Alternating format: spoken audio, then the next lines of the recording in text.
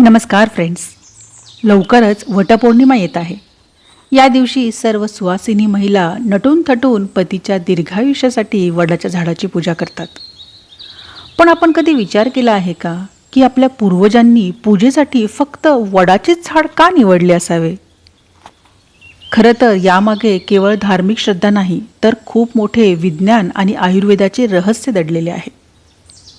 आजच्या या रानवाराच्या विशेष व्हिडिओमध्ये आपण वडाच्या झाडाचे असे काही आश्चर्यकारक औषधी फायदे आणि त्याचे निसर्गातील महत्त्व पाहणार आहोत, जे कदाचित 90% लोकांना माहीतही नसतील. चला तर मग व्हिडिओ शेवटपर्यंत नक्की पहा. फ्रेंड्स, वडाच्या झाडाचे निसर्गातील सर्वात मोठे महत्त्व म्हणजे हे झाड म्हणजे शेकडो पक्ष्यांचे हक्काचे घर आणि अन्नछत्र आहे. वडाला लागणारी लाल रंगाची फळे, ज्याला वडाचे अंजिरासारखे फळ असेही म्हणतात, खायला कावळे, चिमण्या, पोपट, सुतार पक्षी आणि खारी मोठ्या संख्येने येतात. उन्हाळ्यात जेव्हा इतर झाडे सुकतात, तेव्हा वडाचे झाड या हजारो जीवांना सावली आणि अन्न देऊन त्यांचे प्राण वाचवते. आणि यातली सर्वात मोठी जादू माहिती आहे का? वडाचा बीजप्रसार म्हणजेच नवीन वडाची झाडे उगवणे हे पूर्णपणे या पक्ष्यांवर अवलंबून असते. पक्षी जेव्हा वडाची फळे खातात, तेव्हा त्यांच्या विष्ठेतून पडलेल्या बियातूनच नवीन वडाची झाडे निसर्गात रुजतात.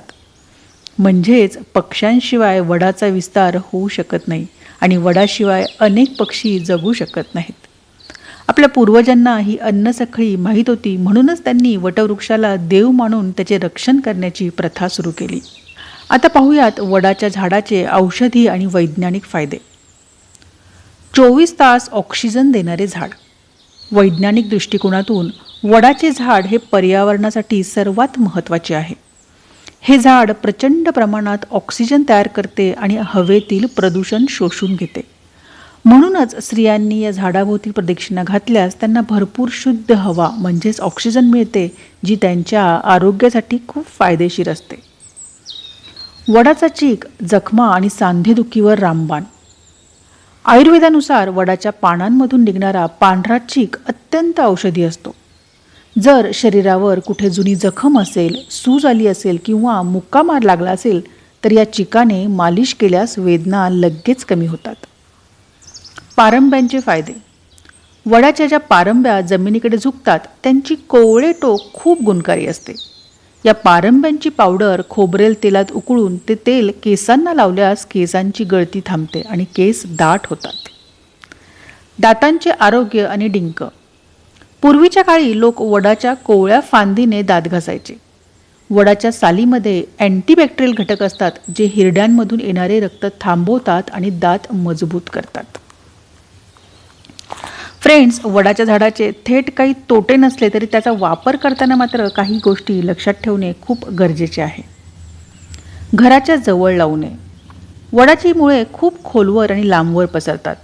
जर हे झाड घराच्या भिंतीजवळ किंवा गच्चीवर उगवले तर ते घराचे बांधकाम कमकुवत करू शकते. त्यामुळे हे झाड नेहमी खुल्या मैदानात किंवा शेतात लावावे. चिकाचा डोळ्याशी संपर्क टाळा. वडाचे दूध किंवा चीक काढताना ते डोळ्यात जाणार नाही याची काळजी घ्या, कारण यामुळे डोळ्यांना जळजळ होऊ शकते. वटपौर्णिमेला काळजी घ्या. पूजा करताना झाडाजवळ लावलेल्या दिव्यांमुळे सुकलेला दोरा किंवा पाने पेट घेण्याची भीती असते. त्यामुळे दिवा शक्यतो झाडापासून थोडा दूरच ठेवावा.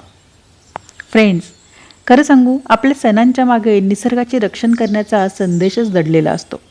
या वटपौर्णिमेला फक्त पूजा करू नका, तर शक्य असल्यास वडाचे एक झाड नक्की लावा.